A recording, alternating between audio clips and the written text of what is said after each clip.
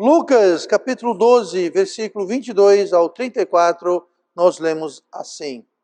E disse aos seus discípulos: Portanto, vos digo, não estejais apreensivos pela vossa vida, sobre o que comereis, nem pelo corpo, sobre o que vestireis. Mais é a vida do que o sustento, e o corpo mais do que as vestes. Considerai os corvos, que nem semeiam nem cegam, nem têm despensa nem celeiro, e Deus os alimenta. Quanto mais valeis vós do que as aves. E qual de vós, sendo solícito, pode acrescentar um côvado à sua estatura? Pois se nem ainda podeis as coisas mínimas, por que estáis ansiosos pelas outras? Considerai os lírios, como eles crescem, não trabalham nem fiam, e digo-vos que nem ainda Salomão, em toda a sua glória, se vestiu como um deles. E se Deus assim veste a erva que hoje está no campo, e amanhã é lançada no forno, quanto mais a vós, homens de pouca fé. Nós acabamos de ler do livro de Lucas, capítulo 12, uma história, e nós estamos na nossa série Histórias e Parábolas, e vamos ver hoje uma história, os corvos e os lírios. Os corvos e os lírios. O objetivo dessa história é de nos aumentar a nossa tranquilidade, nos dar paz, e ao mesmo tempo mitigar a nossa ansiedade, a nossa preocupação, a nossa inquietação. Então Jesus contou essa parábola, e essa história não é parábola, é uma história. E ele relata a providência de Deus para com a sua criação. Aí é o tema de hoje, os corvos e os lírios. Ele usa esses dois exemplos. E ele também mostra o outro lado, que é a falta de confiança nele. E a gente vê isso ilustrado como comportamento das nações. Como nós lemos aqui no versículo 30, porque as nações do mundo buscam todas essas coisas, mas vosso Pai sabe que precisais dela. Então nós não lemos o versículo 30 de Lucas 12, mas se você olhar alguns versículos abaixo do texto, fala justamente isso. Então ele está mostrando aqui como que Deus, em sua providência, toma conta de toda a sua criação, mas as nações do mundo não confiam nele. As nações do mundo, ou seja, as outras pessoas, elas buscam isso. O mundo como um todo, eles buscam. E se você tirar tudo, você destilar tudo, você vai ver que, no final das contas, o que todo mundo quer é justamente isso. É as suas necessidades. É comer, beber, vestir, abrigo, proteção, segurança. É isso que é o alvo, isso é o que toda a humanidade almeja. Aqui é descrito como todas as nações. E toda essa ansiedade que as nações como um todo, o mundo como um todo, as pessoas como um todo sentem, toda essa ansiedade e inquietação, elas têm origem no problema da fé. Nós lemos no versículo 28, e se Deus assim veste a erva que hoje está no campo e amanhã é lançada no forno, quanto mais a vós, homens de o quê? Pouca fé. Então, quando a nossa fé é pouca, o que acontece é que nós nos tornamos ansiosos e inquietos. Quando a nossa fé é pouca, nós começamos a nos preocupar, e ele começa no versículo que nós lemos primeiro, 22, portanto vos digo, não estejais apreensivos pela vossa vida. O mundo inteiro anda apreensivo pela vida. O que é de comer, o de beber, o de vestir, o de se abrigar.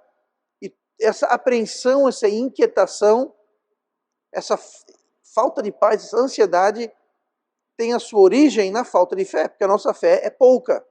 Eu diria que quando fala homens de pouca fé, não é tanto a questão de quantidade de fé, mas onde você coloca a sua fé. Porque quando nós colocamos a nossa fé em Deus, é justamente o foco da história de hoje, é que as nações do mundo, ou seja, não o povo de Deus, as nações do mundo buscam essas coisas. Então, onde que você coloca a sua fé? Eu costumo dizer, segundo Romanos capítulo 12, versículo 3, 4 em diante, fala que Deus deu a cada um uma medida de fé, um tanto de fé. Eu não tenho mais fé que você não tem mais fé do que eu. Todo mundo tem a mesma medida. Então, não é tanto questão de quanta fé você tem, é onde você coloca essa fé. E a fé se torna mais ou menos eficaz, ela se torna maior ou menor, muito ou pouco, não na quantidade da fé que você tem, que todo mundo tem a mesma fé, mas o que você faz com essa fé. Quando você e eu colocamos nossa fé em Deus, então a nossa ansiedade, inquietação, ela cai. Quando colocamos a fé em nós, ou em outra... Muita gente coloca a fé no governo, não, porque o governo vai tomar conta de mim. Não, o governo não vai tomar conta de você. Deus vai tomar conta de você, você deve se esforçar a fazer a sua parte, é claro. Em momento algum, a Bíblia ensina displicência, indiferença e responsabilidade. Tá? Os corvos, nós lemos aqui, eles não plantam nem semeiam, mas Deus os alimentam. Mas você não vê o corvo sentado na árvore lá, balançando na rede com a boca aberta, o bico aberto, não, ele tem que sair, ele tem que buscar lá o que ele vai comer. Tá? Então, não é uma questão de você cruzar os braços e ficar esperando. Não, Deus, ele proporciona essas coisas, ele faz a parte dele, nós fazemos a nossa parte. Mas Deus então manda nós considerarmos certas coisas. A palavra considerar no dicionário significa refletir, pensar, arrazoar. Então Deus fala, considerai. Nós lemos aqui no versículo 24, considerai os corvos. A gente lê no versículo 27, considerai os lírios. Ele fala que os corvos não trabalham, não semeiam, mas tudo tem a pança cheia. Os lírios não tecem, nem costuram, nem nada disso, mas veja como estão vestidos. Então, ele está dizendo, considerar isso, pense nisso, reflita nisso. Mastigue, fique com isso em mente. E essas coisas nós vamos ver agora, porque se fizermos isso com sinceridade e com fé, nós teremos paz. Nós não ficaremos apreensivos, como fala lá no versículo 22. Então, a primeira coisa a considerar é, considerai os corvos, versículo 24. Considerai os corvos que nem semeiam, nem cegam, nem têm despensa, nem celeiro, e Deus os alimenta. Quanto mais valei vós do que as aves. Pense nisso. Se Deus toma conta dos corvos, quanto mais eu e você. Deus cuida dos corvos, ou podemos dizer, Deus cuida até dos corvos. Por que, pastor, até dos corvos? Nenhuma palavra na Bíblia é usada de forma inconsequente, leviana ou desnecessária. É interessante notar, e é muito significativo, que o corvo, especificamente o corvo, era uma ave considerada imunda, cerimonialmente imunda, abominável. Tratando de aves impuras na lei, lá em Levítico 11:15, o seguinte é determinado. Todo o contexto ao redor do versículo 15 trata-se sobre aves impuras. Todo o corvo segundo a sua espécie. Então todo o corvo, e aqui estamos falando sobre os corvos, todo o corvo era considerado um animal imundo, um animal abominável. Então quando Deus usou aqui na sua palavra, quando Jesus falou considerai os corvos, havia um sentido muito específico. Deus considera até as aves impuras e imundas. Outras ocasiões nós sabemos que Jesus falou sobre os pardais. Como os pardais eram pequenos pássaros, mas que eles tinham valor perante Deus. Mas ele usou o corvo. Por que não usou outra ave? Porque o corvo era um animal desprezível, era um animal imundo. O judeu não deveria pegar num corvo. Se pegasse num corvo, tinha todo um procedimento cerimonial que ele teria que fazer para ele ser cerimonialmente limpo, tá? Porque era um animal impuro. Então, Deus nos manda considerar que Deus cuida até dos corvos. E ele fala, não, vocês valem mais do que corvos. Vocês não só valem mais do que uma ave, imagine se Deus toma conta de uma ave impura, quanto mais de vocês. Tá? Então, considere isso. Os pássaros, pense nisso também. Considerar isso também. Pássaro não tem emprego. Pássaro não tem carteira assinada. Não tem 13º. Pássaro não tem nada. O que o pássaro tem? Pássaro não estuda. Pássaro não trabalha. Mas apesar de não ter nada disso, e não há nada de errado em ter essas coisas, nada de errado em você ter um emprego, uma renda, ter educação, ter trabalho, nada de errado com isso. Mas mesmo um pássaro imundo que não tem nada disso, é um animal selvagem, Deus cuida deles. Então vamos pensar um pouquinho, antes de ficar aperreado, perder a paz, ficar preocupado, começar a tomar a situação em nossas próprias mãos, tentar a gente resolver o problema. Pense nisso. Pense nisso. Deus cuida até de um animal, de uma ave impura. E Deus promete tomar conta de nós. Ainda no versículo 24, quanto mais valei vós do que as aves. Não só aves de modo geral, mas especificamente do corvo. Então, reflita nisso. Pense nisso. Deus cuida de nós. Deus cuida de toda a sua criação. E nós somos a coroa da sua criação. Segunda coisa que Deus manda nos considerar é considerar os lírios. Versículo 27. Considerai os lírios, como eles crescem, não trabalham, nem fiam, e digo-vos que nem ainda Salomão, em toda a sua glória, se vestiu como um deles. Então, mais uma vez, os lírios não trabalham. E faz alusão aqui, eles não trabalham e nem fiam. Fiam, no caso, eles não produzem tecido. E mesmo assim, nem Salomão, um dos homens mais ricos da história e provavelmente o mais rico do mundo naquela época, não se vestia tão maravilhosamente como um lírio. É estimado por cálculos de valores que a gente pode tirar da Bíblia, que Salomão, nos dias de hoje, ele teria um salário anual de mais de 100 milhões de reais anuais. Então ele não é muito rico. Ele não era uma pessoa pobre, de modo algum. Era um rei, e um dos reis mais ricos. Pra você ter uma ideia, a rainha de Sabá, que era uma rainha muito rica, um reino muito glorioso e rico, ela o presenteou com um presente que seria equivalente hoje a mais de 20 milhões de reais no dia de hoje, mais, em excesso de. Então você vê que, apesar da grandeza, riqueza da rainha de Sabá, do rei Salomão, Jesus falou, nem Salomão em toda a sua glória se veste tão finamente como um lírio. Eles não trabalham, não fiam, e Deus cuida deles. E quanto mais a nós. Salomão, se você lê o relato do seu reino, ele bebia em copos e taças feitas de ouro maciço. Durante o seu reino, ouro e prata ficou tão comum em Israel, de tanto que tinha, que até perdeu um pouquinho do seu valor, de tanto comum que se tornou ouro e prata durante o seu reinado. Mas nada se compara como um lírio se veste, e é Deus que veste o lírio.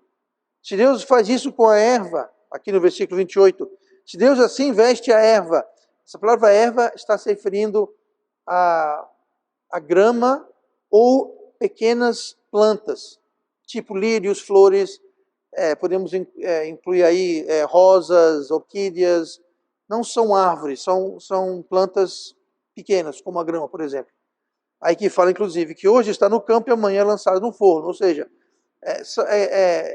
ele não está falando aqui como Deus veste o grande cedro, ou o grande carvalho, ou o grande pinheiro. Não. Deus veste a erva. Ou seja, o mato, a grama, a flor, as pequenas plantas. Se Deus veste e se Deus cuida das coisas pequenas, dos vegetais mais simples, quanto mais a vós. Ele fala, a erva que hoje está no campo, amanhã joga no forno. Tá? ou para aquecer, para cozinhar, simplesmente para descartar. Né? Você colhe, não tem que fazer com aquilo, até hoje você queima, né? Você, jardim, você corta grama, corta isso, corta aquilo, faz uma pilhazinha, você toca fogo naquilo. Então, se até esse tipo de planta, de pouca duração, relativamente pouco valor, não de muita grandeza, não de grande estatura, Deus veste, Deus toma conta. Se Deus assim veste a erva que hoje está no campo e amanhã lançada no forno, quanto mais a vós, homens de pouca fé.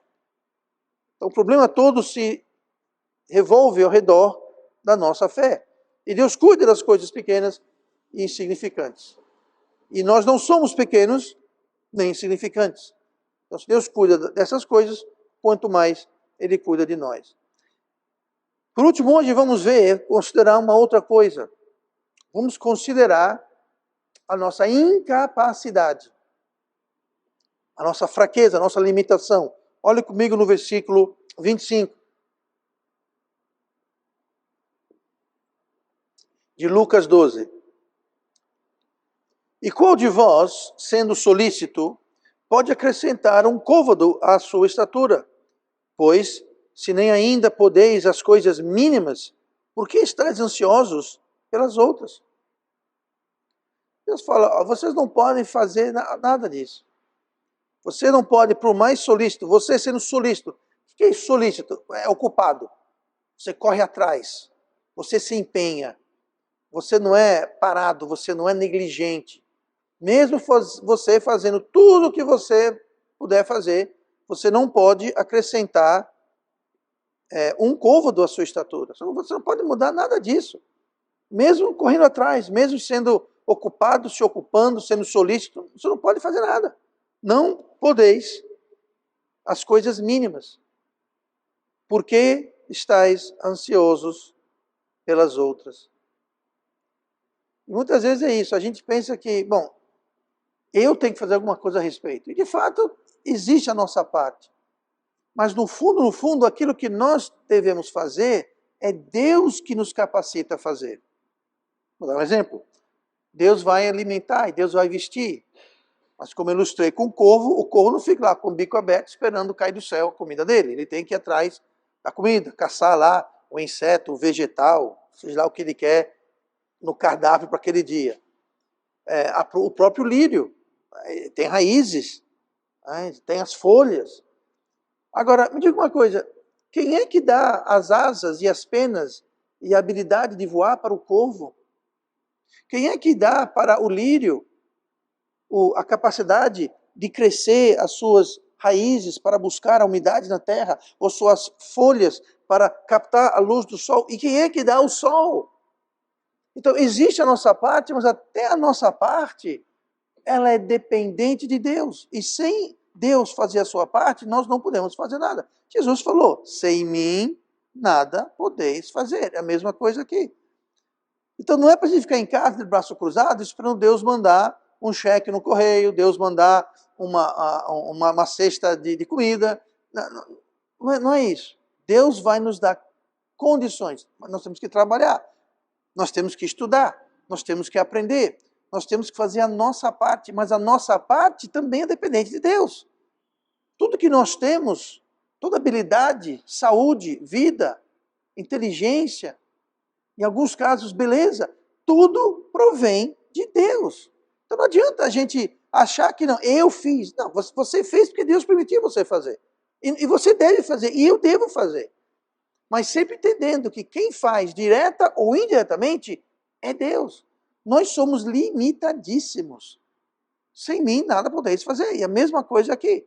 Se não fosse Deus que dá a habilidade de o corvo voar, tiver asas, voar, inteligência de caçar, dizem, por exemplo, corvos têm uma inteligência fantástica. Eles podem pegar, por exemplo, caramujos, que eles não podem comer, que o caramujo se encolhe na casca dele, eles pegam aquele caramujo, sobe lá em cima e solta. Aí o caramujo cai, quebra a casca e ele come. Outras vezes, eles pegam, observado pegando pequenas pedras e batendo no caramujo. Por quê? Porque ele quer caramujo para o almoço hoje, então o caramujo será. Então, essa inteligência, esse instinto, essas habilidades que um corvo tem, foi Deus que deu. esse instinto natural das plantas. É interessante, a planta ela sempre vai buscar o sol. Você coloca a planta contra uma parede, ela não vai crescer em direção à parede, ela vai crescer em direção ao sol. Outro dia eu dei o exemplo do coqueiro, como o coqueiro ele vai sempre se inclinar contra o vento. Não é que o vento inclinou ele, não, ele cresce, ele vai contra o vento justamente para se equilibrar.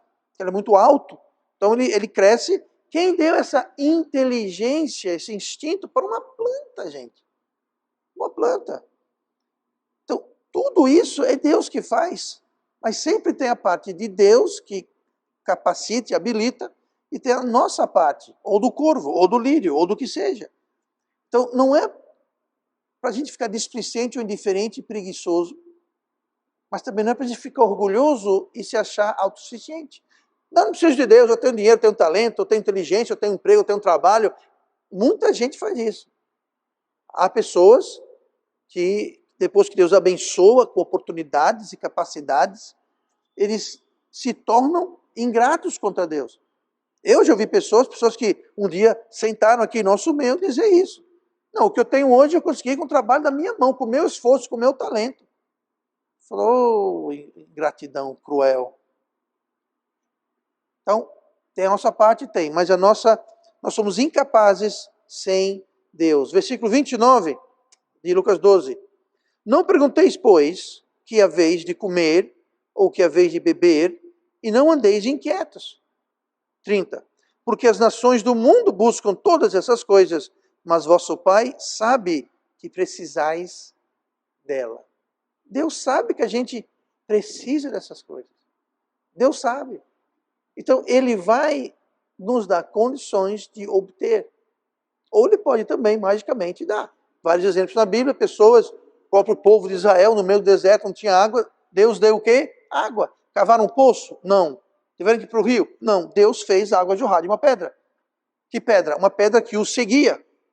Imagina aquele monte de gente, 3 milhões de pessoas andando no meio do deserto, e o último lá atrás, da retaguarda, olhando para trás, que tem uma pedra que estava seguindo ele de meio do deserto. Onde que o povo ia, aquela pedra ia atrás. E onde eles paravam, aquela pedra jorrava água para todo mundo e todos os animais. Nós temos exemplos de profetas que estavam cansados, com sede, com fome, e Deus mandou corvos levar alimentos, e Deus fez a água brotar. Então, Deus, ele pode fazer isso. Eu lembro uma ocasião, lembrando aqui, já relatei antes, na Espanha, que a gente estava lá, nós de missionário pastor Júlio, e era final do mês, o dinheiro dele não tinha chegado por algum motivo no banco, o meu dinheiro deu problema no cartão, a gente estava liso e sem comida em casa. A gente estava fazendo o que restava, o último jantar, e depois a gente ia morrer de fome, porque não tinha comida, não tinha dinheiro, país estranho. E a gente estava jantando, era o quê? Era pipoca, batata e cebola. Pipoca, batata e cebola. Alguém que já jantou pipoca, batata e cebola? Pois é, experimente, muito romântico. E a gente, pô, é o que tem, e quando acabar amanhã a gente não faz a mínima ideia que a gente vai comer, porque não tem dinheiro. Ah, sim, eu lembro, meu cartão de crédito. Eu havia perdido meu cartão de crédito, eu falei, procurei, não encontrei meu cartão de crédito, meu cartão do banco de crédito. Aí o que foi que eu fiz? Bom, tem que cancelar, né? Aí liguei para o banco, cancelei. Isso na Espanha, minha conta na Inglaterra, cancelei o cartão. Não deu meia hora, achei o cartão. Cancelado. E quando você cancela, não tem como descancelar. Para eu buscar um outro no banco, teria que ir para lá, aí tem que esperar e demorar 1, 2 semanas para o cartão chegar, e até lá a gente ia morrer de fome. E deu um problema também na conta do pastor Júlio, que o dinheiro dele, enfim, não tinha dinheiro, gente. Aí, batido na porta, literalmente sentado para comer, batendo na porta. Pois não, quem é? Ah, aqui é o irmão Roberto. Não era eu, era o irmão Roberto Sena, que até hoje está lá em Palos, La Fronteira, na Espanha. E, e claro, a gente estava com vergonha de abrir a porta para ele não ver o nosso suntuoso banquete, né, chamar ele para jantar, aceita uma pipoca com batata e cebola.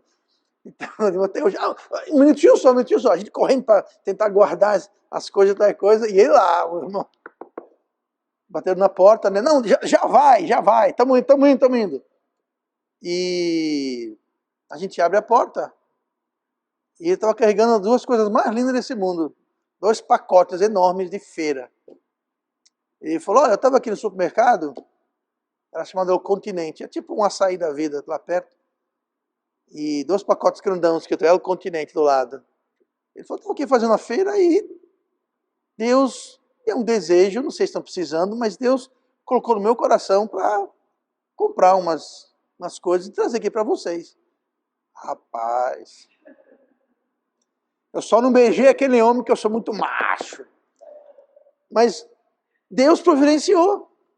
Deus providenciou. A gente entrou, né? Aí a gente teve uma janta que lá durou vários dias, até lá resolveu o problema. Não o meu, mas o do pastor Júlio, no banco resolveu. Mas você vê, por que andar inquietos?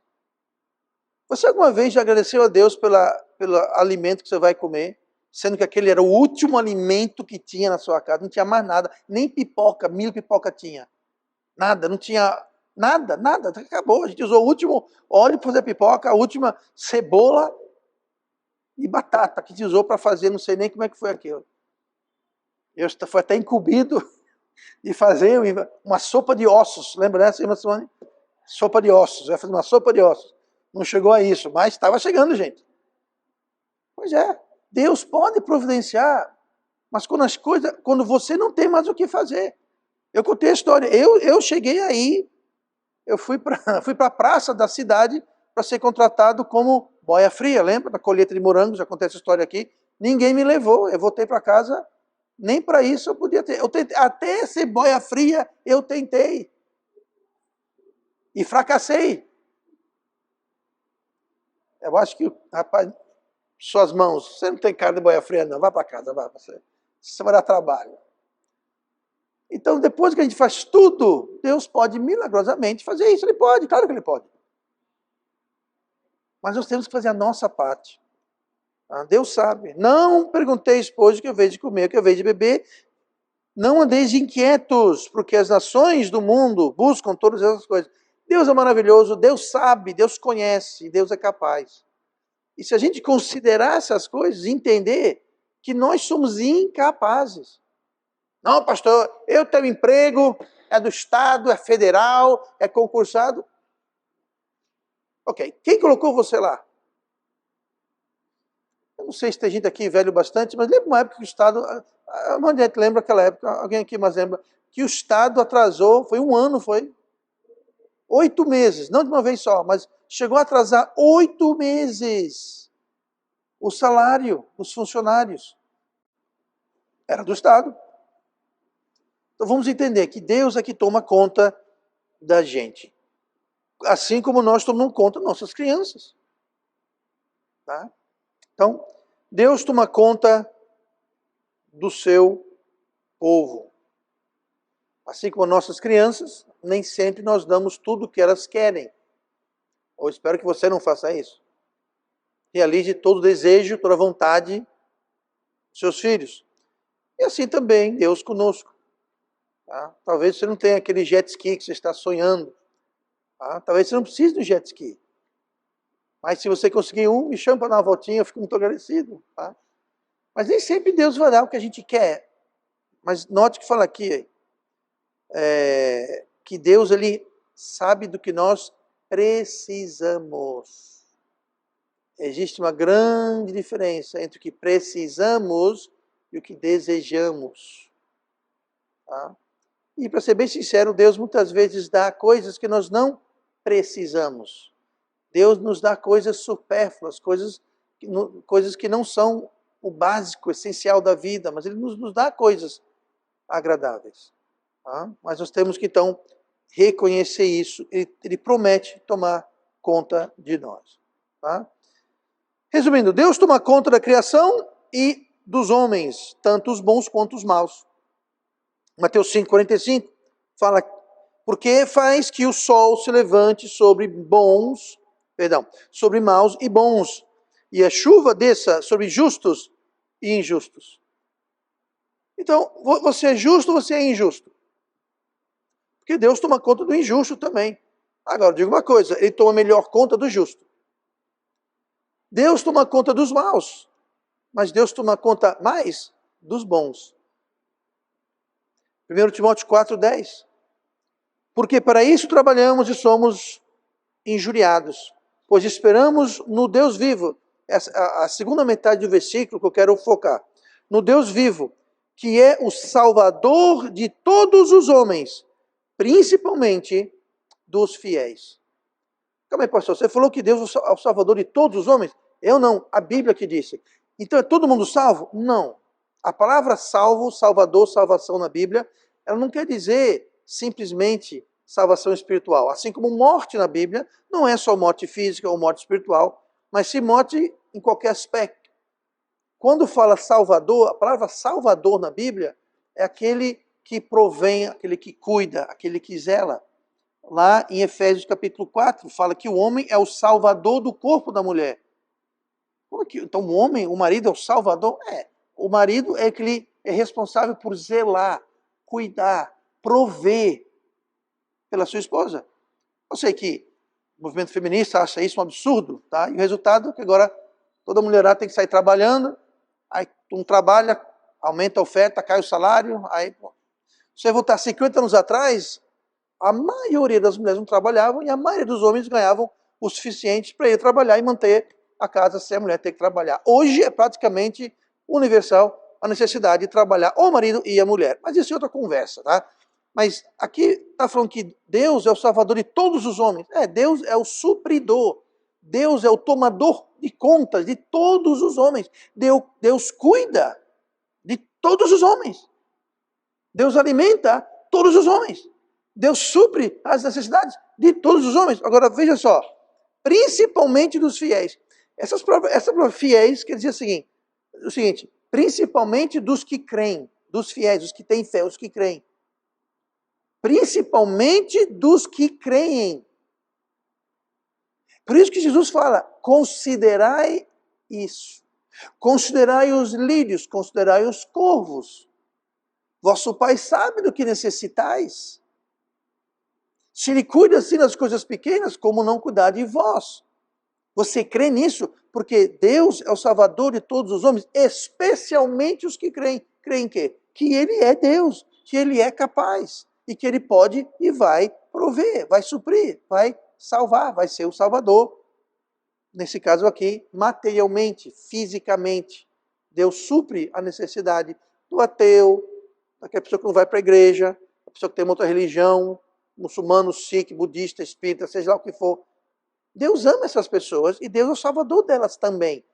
Pode ser espiritual, se elas o aceitarem, mas também o salvador físico, material, que alimenta, que guarda, que protege.